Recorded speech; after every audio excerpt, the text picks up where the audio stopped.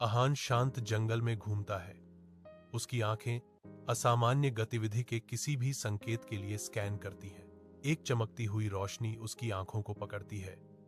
एक स्वर्गीय मुखौटा वन के फर्श पर टिका हुआ है, जिसकी सतह अलौकिक चमक के साथ चमक रही है। जैसे ही अरहान मास्क को छूता है, उसके अंदर ऊर्जा का संचार होता है और वह अकल्पनीय शक्ति से भर जाता है। एक विशाल बिजली का टावर हिलता है, जो गिरने की धमकी देता है, जिससे गांव के चौक में दहशत फैल जाती है। अरहान मुखौटा पहने और दृढ़ कार्रवाई में कूदता है, आसन्न आपदा के खिलाफ उम्मीद की किरण। अविश्वसनीय शक्ति के साथ अरहान टावर को गिरने से रोकता है, जिससे ग्रामीण आश्चर्यचकित और सुरक्षित रह जाते हैं।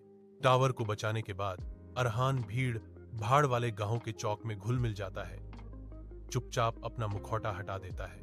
ग्रामीण अपने उद्धारकर्ता की तलाश करते हैं, अनजान है कि वह उनके बीच खड़ा है, गुमनाम और अदृश्य। अरहान मुस्कुराता है, संतुष्ट। उसका वीर कर्म एक रहस्य है, जो केवल उसे पता है। उसकी पहचान सुरक्षित है।